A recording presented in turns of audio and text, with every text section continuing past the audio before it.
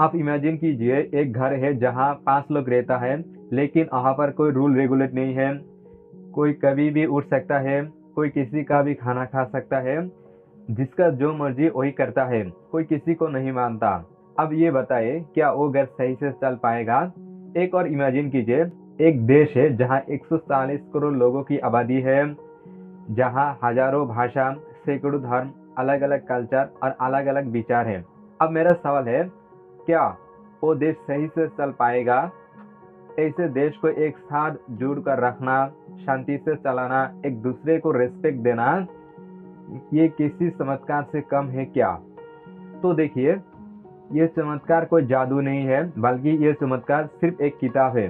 एक ऐसी किताब जो सिर्फ कागज के पन्ने से नहीं बनी, बल्कि ये देश के लोगों के खून, पसीना और सपने से बनी है। तो दोस्तों, आपके बिना टाइम वेस्ट किए टॉपिक पर वापस आते हैं। आज हम बात करेंगे दुनिया के सबसे बड़े लोकतंत्र यानी डेमोक्रेसी के बारे में। ये एक ऐसी किताब है जिसने हमें प्रजा से नागरिक यानी सिटीजन बनाए हैं।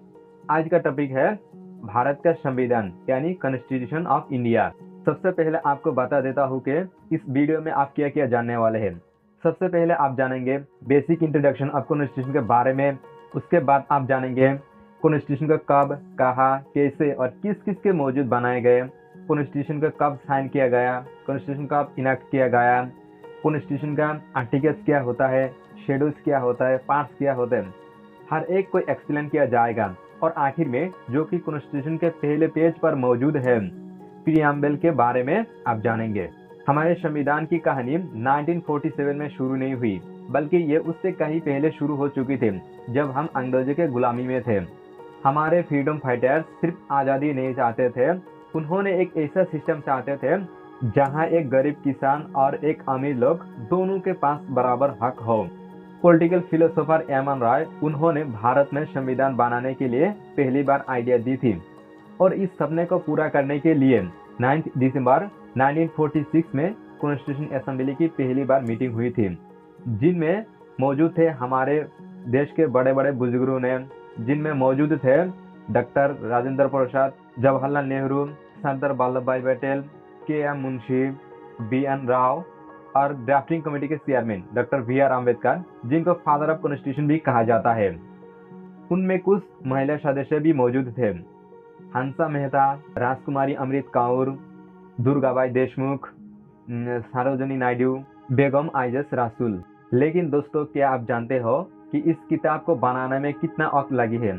इस किताब को बनाने में 2 साल 11 महीना और 18 दिन लगी है, क्योंकि ये कोई कॉपी पेस्ट नहीं था।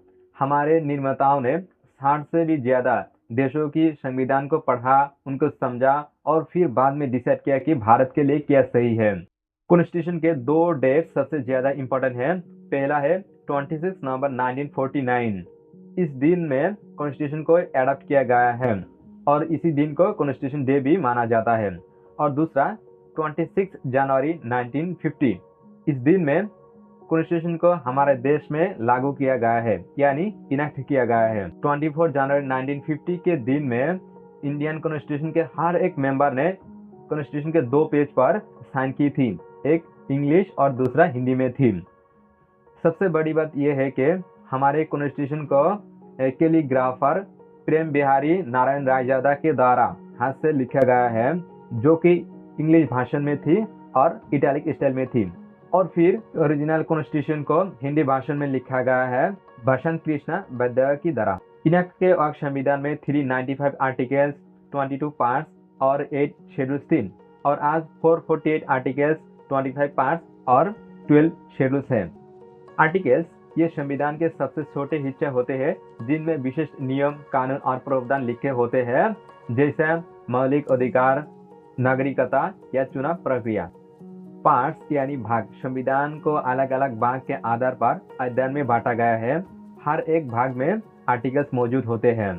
शेड्यूल्स ये संविधान में लिखी गई कुछ एडिशनल डिटेल्स होते हैं। हमारे संविधान को बनाने के लिए कुछ शब्द दूसरे देश से लिए गए हैं, जिनमें देश थे United Kingdom, United States, Ireland, Australia, France, Canada, Soviet Union यानी Russia, Weimar Republic Germany, South Africa, Japan, gulf of India act 1935। अगर मैं आपसे ये कहूँ कि पूरे कॉन्स्टिट्यूशन का समारी सिर्फ एक पेज पर मौजूद है, तो क्या आप मानेंगे? जी हाँ, उसे हम कहते हैं द प्रियम्बल। प्रियम्बल शुरू होता है 3 शब्दों से। वी द पीपल, यानी हम भारत के लोग। यहाँ वी मैं नहीं, हम है। ये दर्शाता है कि पावर किसी राजा या मंत्री के पास नहीं, बल्कि जनता के पास है। प्रियम्बल में लिखे हैं कुछ ऐसे भारी शब्द जो हम रोज सुनते हैं, लेकिन उनका गहराई मतलब शायद मिस कर देते हैं। पहला है सबरिंग, यानी संप्रभु। इसका मतलब है कि हम अपना फैसला खुद लेंगे, किसी दूसरे देश हमें ऑर्डर नहीं दे सकता। दूसरा सोशलिस्ट, यानी समाजवादी। इसका मतलब है कि देश के रिसोर्सेज पर सबका हक है। तीसरा है सेकुलर, यानी धर्मनिरपेक्ष। इसका मतलब है कि देश का कोई अपना धर्म नहीं, लेकिन देश में सभी धर्म की इज्जत करेगा। चौथा डेमोक्रेटिक, यानी लोकतांत्रिक। जनता के लिए और जनता के द्वारा सरकार। पांचवा रिपब्लिक, यानी गणतंत्रिक। देश का प्रेसिडेंट चुना हुआ लोग, कोई राजा का बेटा राजा नहीं बनेगा। इसलिए प्रियम्बल को कॉन्स्टिट्यूशन की आत्मा भी कहा जाता है। तो मिलते हैं नेक्स्ट वीडियो में एक नया इंटरेस्टिंग टॉपिक के साथ।